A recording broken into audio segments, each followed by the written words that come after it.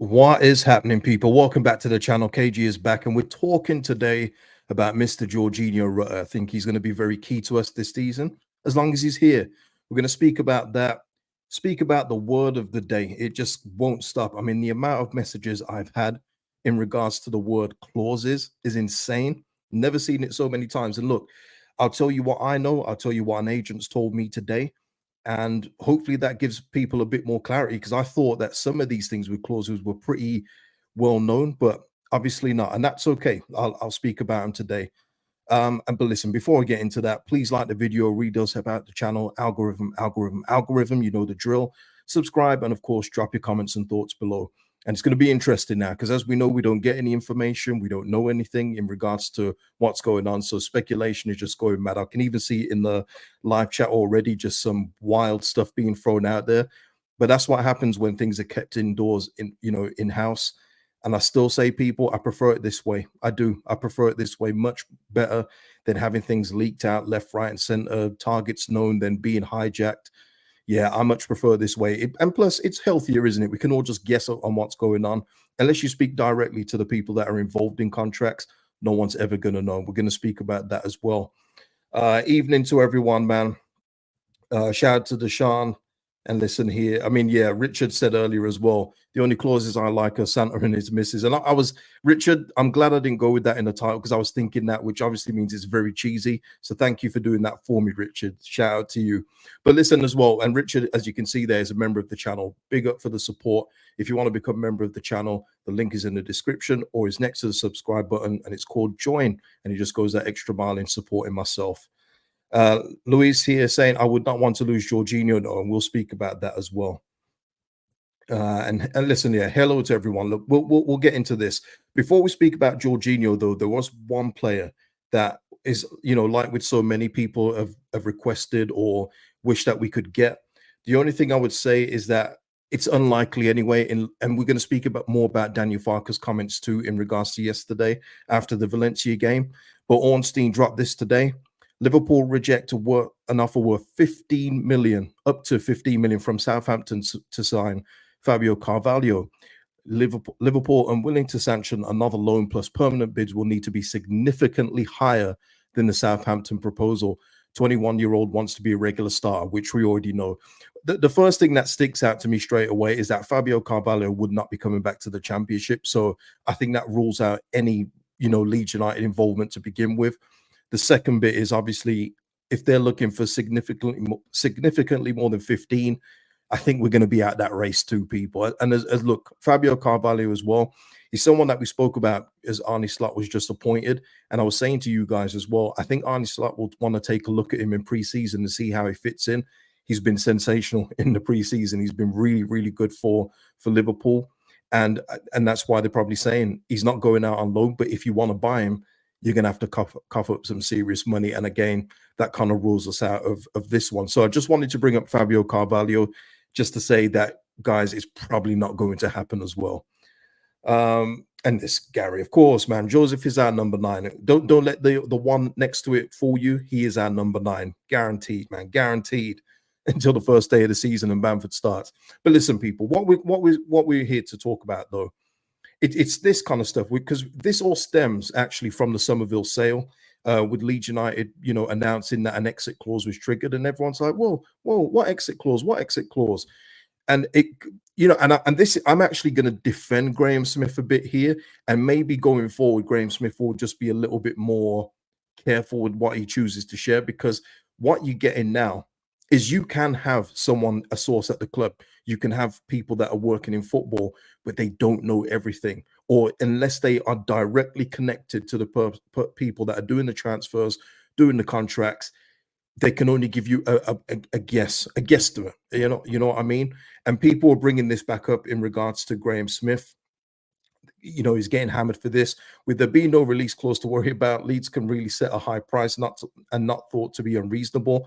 He's a high value asset, 30, 35, something like that. And this was in regards to Somerville. He then replies back to this guy that says, just to say, what about that?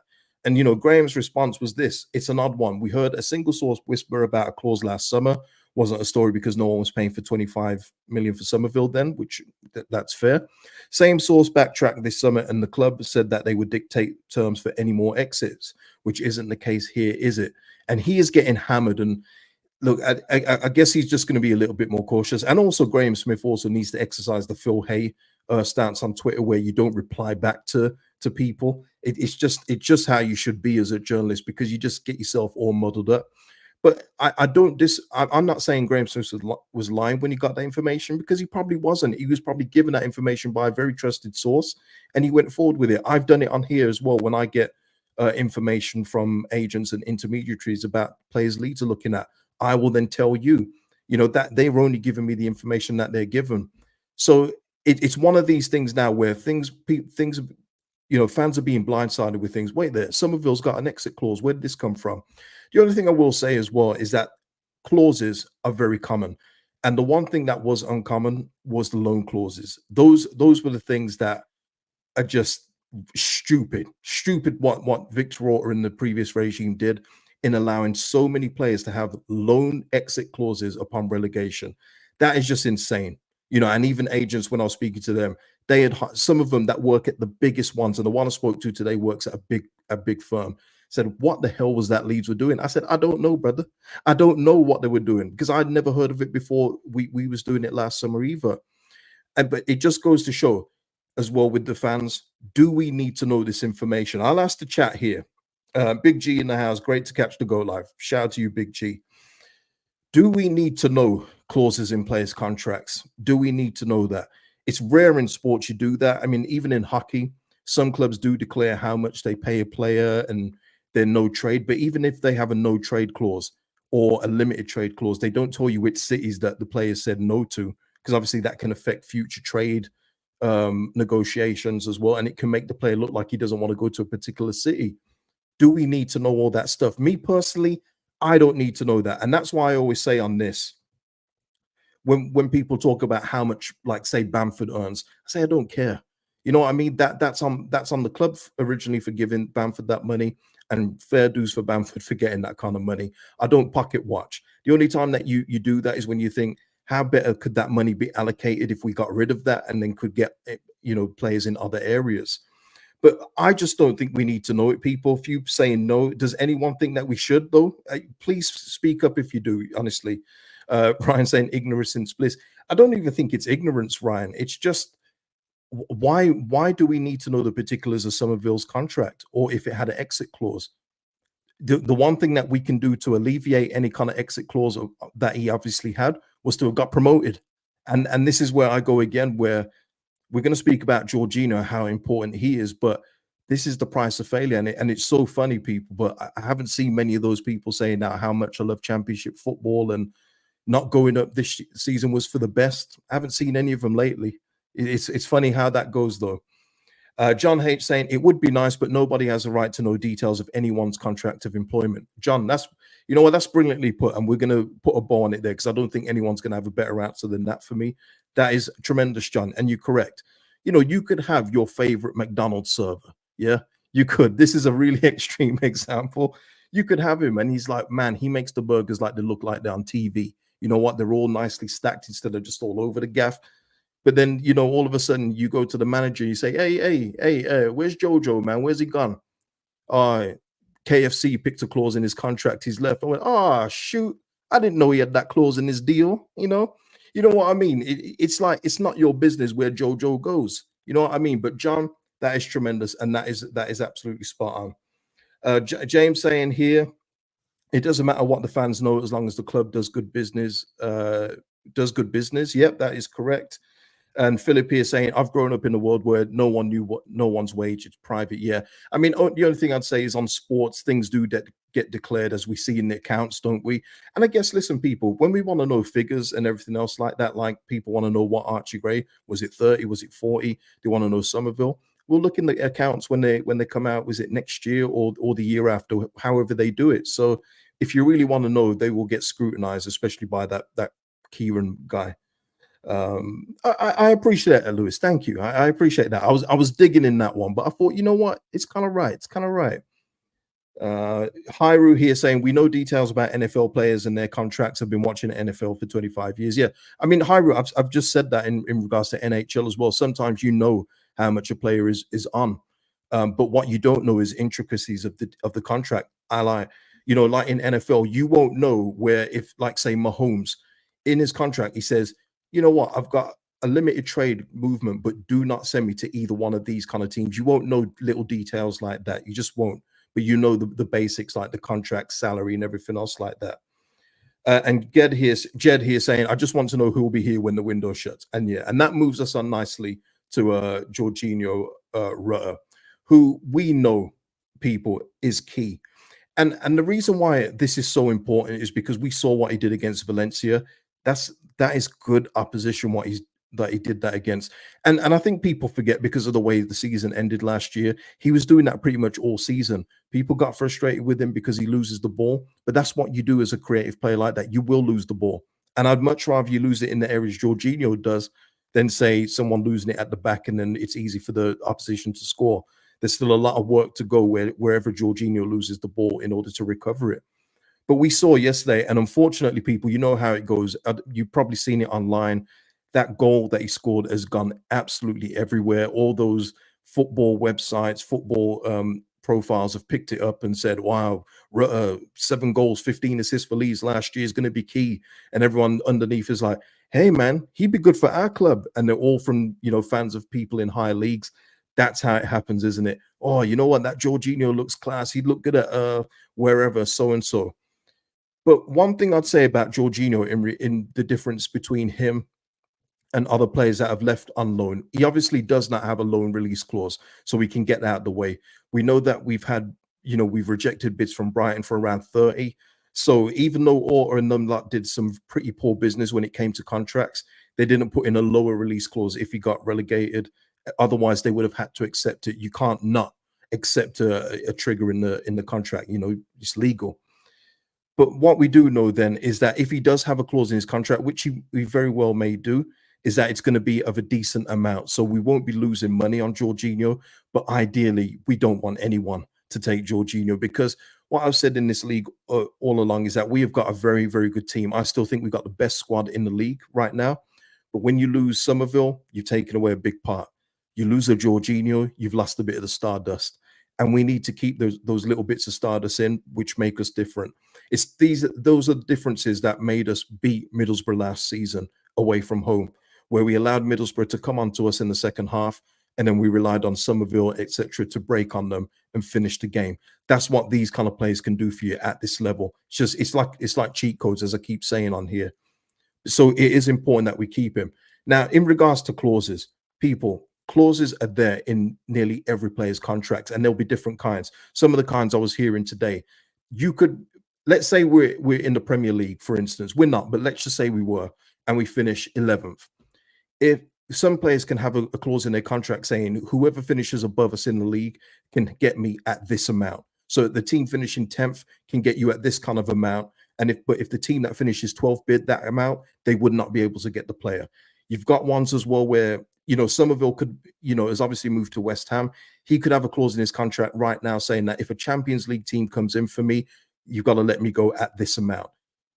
There are just so many different ones. I mean, someone even asked me, can we not get Jorginho to sign a new contract and just take out the clauses? I flip this to you guys. If someone came to you at your workplace, you're due some kind of bonus in, you know, in December, let's just say, but the company is coming to you saying, oh, yeah, I don't know about that bonus, you know, can you just sign this new contract which takes out your bonus, please? Are you going to do that? You're not going to do that, are you? So that is very just that again, that's more football fans wishing for the best scenario for the football club, which I understand. But Jorginho is not going to sign a new contract unless there's a new clause in there that says, look, if we don't go up at the end of this season, you've got to let me go for this amount. Much like Archie Gray's, you know, new deal under the 49ers umbrella. We said, look, if Tottenham come in, or no, not Tottenham, if a Premier League club comes in for me for 40, you've got to let me go. And that is what happened. That's the only thing that you can do with Jorginho. If he signs a new deal, there will be new clauses in there there could be non-promotion release clauses. You know, there's just so many different things, people. But what I will say is don't get hung up on those things, because they're in a lot of players' contracts already. They're already there. And the guy I spoke to today says it's rare that you'll get them at a team like Man City or one of those kind of clubs, except for if it's a European team like a Real Madrid. And if they come in for me, you've got to let me go at a certain amount. So here we are. And here we are. And this is another one, Telly. Telly here. KG, if the player rejects the move, it doesn't matter if the clause is met. That's important point no one talks about. And yeah, Telly, you got there just ahead of me, man. Great minds. But that's another thing as well. We saw already last year, and we used Somerville as the example, had no interest in the Burnley move, had no interest in Everton. He said, no, I'm staying here. And that is an option to make, to take for a player. But as we see in this day and age now, when an offer is accepted from a higher ranking club or a higher league, usually the player does end up leaving. It is very rare that they don't take the move. But of course, if the club accepts the bid, unless the club have said to him, much like, I don't know if you guys have seen the Conor Gallagher stuff at Chelsea, unless it gets to that kind of thing where the club is now saying, nah, you've got to go. You're not training with the first team. Get your behind out of here. Unless it gets to that point, it's then up to the player to say, yeah, I'd like the move. Or the club will say, look, we do need the money. Would you please go? And if the player doesn't mind, he'll go. There are so many different scenarios, people. But the one thing that we I know, Dr. Cox, I know. Yeah, Ryan here saying consequences of not being promoted sounds like a power, but it's true. No, Ryan, it's the most valid point.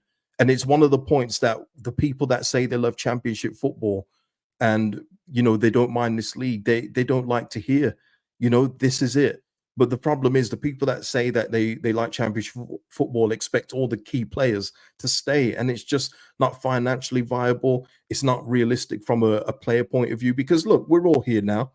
If we're all being honest, does Georginio deserve to be in the championship? He doesn't, does he? So he does deserve to play at a higher level. What we're hoping for is that he seems to be very happy here. He doesn't look like he's pushing for a move at all. In fact, it sounds like he could be getting a number 10 shirt, people. So hopefully not everyone's bought their Rutter shirts at the back, because he may be changing numbers. We shall see. But it's in terms of Georginio, it is vital that we try and keep him. And for me at this point, 35 million, 40 million coming in for him, I don't think that does anything for us. I don't think it does anything for us when you're losing a player, influential player like Georginio. We need to keep him, because as well as having your Dan Jameses and Willie Nanto, who I think is a special player anyway, obviously Mateo Joseph, you need this kind of stardust in your team. It just makes you different from all the other teams in this division. And we've already seen Gabriel Sara, he's moving to Galatasaray. The key players do get snapped up. I'm still looking out for Gus Harmer as well. Let's see if he's still at Sheffield United. But these kind of players do get snapped up. But you've got to believe that his clause, whatever that may be, is higher. Now, in terms of Daniel Farke's comments, because what Daniel Farke said obviously was about limited resources, and there could be a multitude of reasons why he said that. It could be true for a start. It could be that.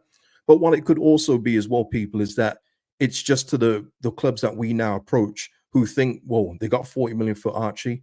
They've got whatever it is, 25 million plus for Somerville. These guys have got money. If he puts it out there and saying, look, we've got to still mind the purse strings and everything else like that, maybe it just tempers expectations from those clubs of what they can expect.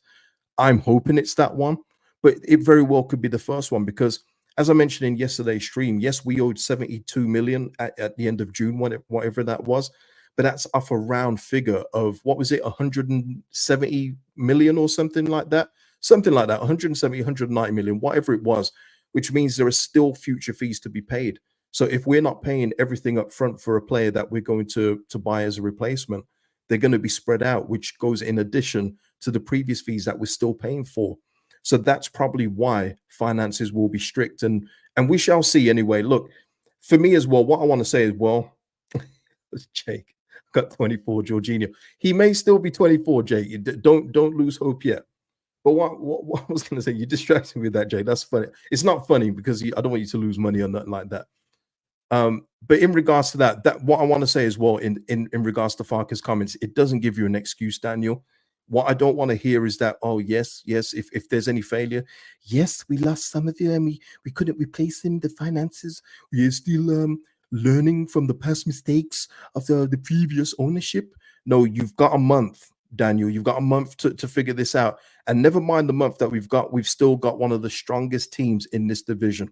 Every team in this league has got a deficiency, every single one, even us. And we know what they are. But every team has got them. But we are starting from a very good deck of cards here.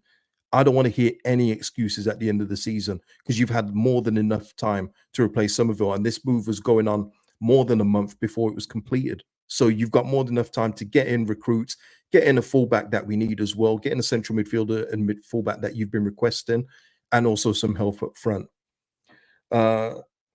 Yeah, I mean, listen, Haru, I think he knows that as well. If we fail Farker is cooked, he knows that. I think he knows that as well. Um, let's have a look here. I'm a deaf sniper. Tremendous. I am deaf sniper. Okay. I'm still wondering why no big club came for Somerville. Surely £25 was worth the risk worth taking, but he means 25 million. Yeah. Deaf sniper, it's one of those things what I've mentioned on here so many times. People are probably bored of it, but hello to any new subscribers as well. But sometimes those big clubs don't take that risk until another club takes the risk. And you're looking at Wharton in particular, who's gone to Crystal Palace, 20 million from Blackburn. Now, Crystal Palace is saying that, well, we think that he could do what Declan Rice has done. He's now 100 million. And you can't argue with it. It's one of those things you can't argue with it. And that's what happens with these kind of deals, which is why for me, as you know, I wish Somerville is the best at West Ham, but that's not his final destination. He will move on to a bigger club as well. And that's what it takes. They don't pay the 25 million. They end up paying the 60, 70. That's just how it goes because they don't have the foresight to take that kind of risk.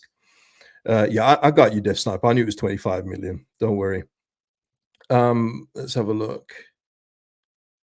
Ming in the house saying, stop it, got my Georginio tattoo has only just dried. Yeah. You might have to get a date on it. You know what I mean? Like one of those, whenever he was signed, 2022 to 2024. But no, it's one of those things with Georginio. Obviously, I'm with you guys. We all hope he stays. But as Daniel Farker also said previously to the Somerville sale, finances dictate everything at the football club. Because we was all talking about, weren't we? There has to be an internal deadline of when these players are not sold. Well, we're not in that position. And again, that's a consequence of being in the championship. And I do believe, people, if we had gone up, we wouldn't have lost Gray. I don't think we'd have lost Somerville either. I think they would have given us another year, maybe even sign new contracts with newer clauses in there to say, look, done my best in the Prem. If a top 16 comes in for me, you got to let me go for this. And I think Leeds would have granted that as well. But that's what happens. And you've got to say as well, Archie Gray has impressed people at Tottenham a lot in all the positions he's played. And I've seen the excitement from West Ham fans too about Somerville, and rightly so. West Ham are cooking up something really good there. Yep, Telly, and Telly onto his earlier point, and sometimes a player says not interested yet, and that's all we can hope for from Georginio. And I mean, so far, and we know things can change with players. It all depends on who comes in for him. But so far, all the noises from Georginio in his camp is that he's very happy here. But as we always say, opportunity and money changes everything, and it changes everything for everyone as well, not just footballers. Let's have a look. And Death Sniper continues, if Georginio finds his shooting boots, we won't have him for long either. Yeah, I've already said Death Sniper. I think he's going to get in double figures this year. I still think that there will be some haphazard shooting at times with Georgie, but I think his finishing will be an improvement this year. And that's why I always say to people, when it comes to certain players, and especially at certain ages, give them a chance. Because what you've seen previously doesn't mean that's going to be their career year in, year out. It just, football doesn't work like that. And there's improvements to make. And Georgie as well, by the way, he's only 22. There's just so much to come from Georginio in his football career. And like we've said, though, with Somerville and Gray, hopefully we see it at Leeds United. You know what I mean? Hopefully we see it at Leeds United. So, I mean, is there anything else on clauses that anybody in the chat right now wants to know? I think I've given, every kind of, not every variation of clauses, because it can literally be different for, depending on the player. Because even the guy I speak to today, even though he's working at one firm, they don't have a hard and fast rule of what clauses and things they do. It's different for every player. So there's not even like a like a what a worksheet of what they do. It's different from the club and the player. It has to differ. Like I said to you yesterday, if they're working with a player in La Liga, they have no choice but to have a release clause because it's by law they have to have them in that league. Yeah, Oliver. I mean, yeah, that's the best we can hope for, especially someone like Somerville's case. That if we got a sell-on clause in that, that would be lovely because whatever portion you're getting off that would be brilliant. You saw what Max Kilman gave to that non-league team in terms of his move from Wolves to West Ham. They got over 4 million for him. Just that's pretty good work, isn't it? And got to think that we'd get a lot more. And you know what? You say that, Oliver, as well. People are probably thinking that from Basel or wherever we got Somerville from. Was it Basel? We got Nanto from.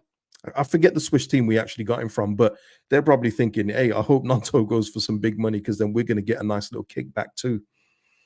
McAllister, can you see us getting any more players in before the start of the season? I do, McAllister. I do see it. It's just going to be as you know low key like Rothwell. I think it's going to be that scenario again where we get it pretty much on the day, and even on that day, the journalists were all saying he'll be signing in the next 48 hours, and he literally signed 3 hours later, didn't he? So I think it's going to be like that. As I speak to you right now, people, Zurich, it was Zurich, not Basel. Thank you, Don James. As I sit here today, and we have to keep on saying that because things change. There are no links to any credible links, I should say, to any players coming into Leeds United. There's none, not one that I've seen that I would be, willing to talk about from a source that's worth talking about. It's all coming from just the ones that put out like 100 rumors a day and hope that one or two stick to say, "Hey, I got you. See, I told you this one was right." So there's literally nothing to talk about.